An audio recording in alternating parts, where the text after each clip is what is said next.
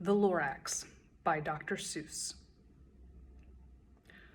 At the far end of town, where the grickle grass grows, and the wind smells slow and sour when it blows, and no birds ever sing excepting old crows, is the street of the lifted Lorax.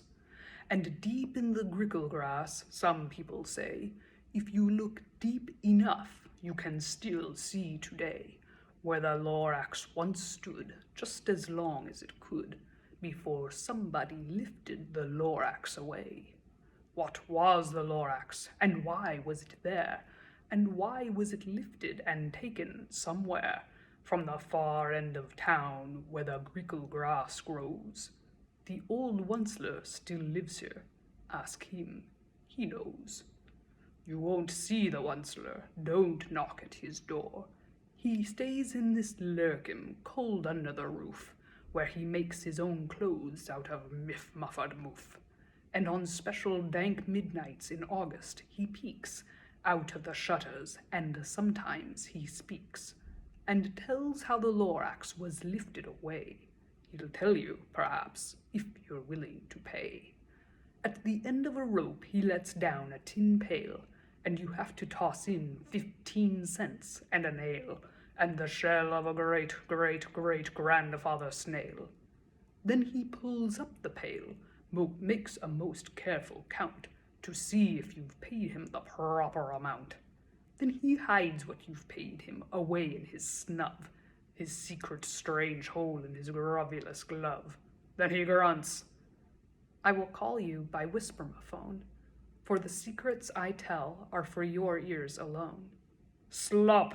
Down slops the whispermaphone to your ear, and the old Onceler's whispers are not very clear, since they have to come down through a snurgly hose, and he sounds as if he had smallish bees up his nose. Now, I'll tell you, he says with his teeth sounding gray, how the Lorax got lifted and taken away. It all started way back, such a long, long time back, way back in the days when the grass was still green, and the pond was still wet, and the clouds were still clean, and the song of the swomy swans rang out in space. One morning I came to this glorious place, and I first saw the trees, the truffula trees, the bright colored tufts of the truffula trees, mile after mile in the fresh morning breeze. And under the trees I saw brown barbaloots frisking about in their barbaloot suits as they played in the shade and ate truffula fruits. From the ripulous pond came the comfortable sound of the humming fish humming while splashing around. But those trees, those truffula trees, all my life I'd been searching for trees such as these. The touch of their tufts was much softer than silk, and they had the sweet smell of fresh butterfly milk. I felt a great leaping of joy in my heart. I knew just what I'd do. I unloaded my cart. And in no time at all, I had built a small shop. Then I chopped down a truffula tree with one chop. And with great skillful skill, and with great speedy speed, I took the soft tuft, and I knitted a thneed. The instant I'd finished, I heard a gazump. I looked, I saw something pop out of the stump of the tree I'd chopped down.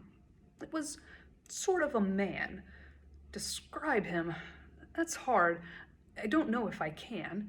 He was shortish and oldish and brownish and mossy, and he spoke with a voice that was sharpish and bossy. Mister, he cried with a sawdusty sneeze, I am the Lorax, I speak for the trees. I speak for the trees have no tongues. And I'm asking you, sir, at the top of my lungs. He was very upset as he shouted and puffed. What's that thing you've made out of my truffula tuft? Look, Lorax, I said, there's no cause for alarm. I chopped just one tree. I am doing no harm. I'm being quite useful. This thing is a thneed. A thneed's a Find something that all people need. It's a shirt, it's a sock, it's a glove, it's a hat. But it has other uses. Yes, far beyond that. You could use it for pillows or carpets or sheets or curtains or covers for bicycle seats. The Lorax said, "Sir, you are crazy with greed. There is no one on earth who would buy that fool Thneed." But the very next minute, I proved he was wrong, for just at that minute a chap came along, and he thought that the Thneed I had knitted was great. He happily bought it for $3.98. I laughed at the Lorax. You poor stupid guy. You never can tell what some people will buy. "I repeat," said the Lorax, "I speak for the trees." "I'm busy," I told him. "Shut up, if you please." Then I raced across the room, and in no time at all built a radio phone. I put in a quick call. I called all my brothers and uncles and aunts, and I said, "Listen here, here's a wonderful chance for the whole Onceler family to get mighty rich. Get over here fast. Take the road to North Nitch. Turn left at Weehawken. Sharp right at South Stitch." And in no time at all, in the factory I'd built, the whole Onceler family was working full tilt. We were all knitting Thneeds, just as busy as bees, to the sound of the chopping of truffula trees. Then, oh baby, oh, how my business did grow. Now, chopping one tree at a time was too slow. So I quickly invented my super axe hacker, which whacked off 4 truffula trees with one smacker. We were making Thneeds 4 times as fast as before, and that Lorax, he didn't show up anymore. But the next week, he knocked on my new office door. "I am the Lorax who speaks for the trees, which you seem to be chopping as fast as you please. But I'm also in charge of the brown barbaloots, who played in the shade in their barbaloot suits and happily lived eating truffula fruits. Now, thanks to your hacking my trees to the ground, there's not enough truffula fruit to go round, and my poor barbaloots are all getting the crummies because they have gas and no food in their tummies. They loved living here, but I can't let them stay. They'll have to find food, and I hope that they may. Good luck, boys," he cried, and he sent them away. I, the Onceler, felt sad as I watched them all go. But business is business, and business must grow, regardless of crummies and tummies, you know.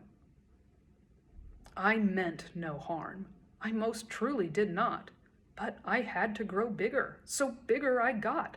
I biggened my factories, I biggened my roads, I biggened my wagons, I biggened the loads of the Thneeds I shipped out. I was shipping them forth to the south, to the east, to the west, to the north. I went right on biggening, selling more Thneeds. And I biggened my money, which everyone needs. Then again, he came back. I was fixing some pipes when that old nuisance Lorax came back with more gripes. "I am the Lorax." He coughed and he whiffed. He sneezed and he snuffled. He snargled, he snuffed. "Onceler," he cried with a crufulous croak. "Onceler, here making such smogulous smoke. My poor swomy swans, why, they can't sing a note. No one can sing who has smog in their throat. And so," said the Lorax, "please pardon my cough. They cannot live here, so I'm sending them off. Where will they go? I don't hopefully know. They may have to fly for a month or a year to escape from the smog you've smogged up around here. What's more," snapped the Lorax. His dander was up. "Let me say a few words about gluppity-glup. Your machinery chugs on day and night without stop, making gluppity-glup, also schlappity-schlap. And what do you do with this leftover goo? I'll show you, you dirty old Onceler man, you. You're glumping the pond where the humming fish hummed. No more can they hum, for their gills are all gummed.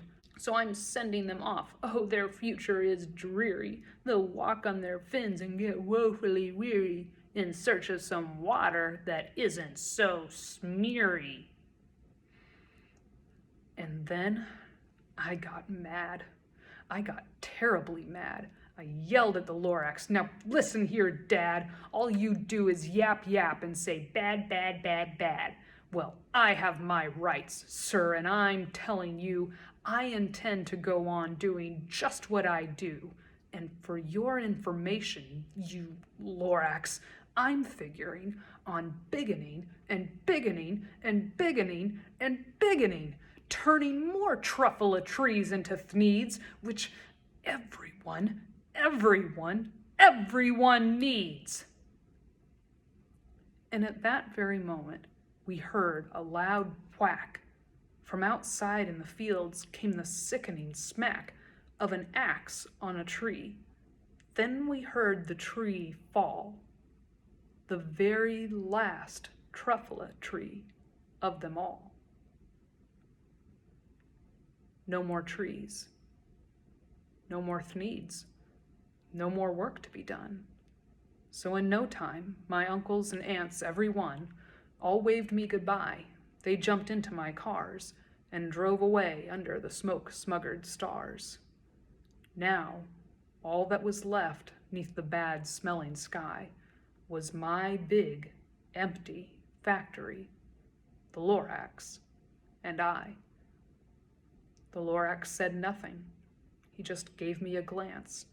He just gave me a very sad, sad backward glance as he lifted himself by the seat of his pants. And I'll never forget the grim look on his face when he heisted himself and took leave of this place through the hole in the smog without leaving a trace. And all that the Lorax left here in this mess was a small pile of rocks with one word: unless. Whatever that meant, well, I just couldn't guess. That was long, long ago, but each day since that day, I've sat here and worried away. Through the years, while my buildings have fallen apart, I've worried about it with all of my heart. But now, says the Onceler, now that you're here, the word of the Lorax seems perfectly clear. Unless someone like you cares a whole awful lot, nothing is going to get better. It's not. So catch, calls the Onceler. He lets something fall. It's a truffula seed. It's the last one of all. You're in charge of the last of the truffula seeds, and truffula trees are what everyone needs. Plant a new truffula, treat it with care, give it clean water and feed it fresh air. Grow a forest, protect it from axes that hack. Then the Lorax and all of his friends may come back. The end. When the Onceler got mad, he told the Lorax that he had a right to make money. Is it okay to make money creating things that people need? Well, sure it is. But the Onceler spent a lot of money making his factory bigger and bigger. What could he have done differently to be kind to the truffula trees and the barbaloots and the hummingfish and the swomy swans? And what could the Gricklegrass town do to make sure that their plants and their animals don't get hurt ever again?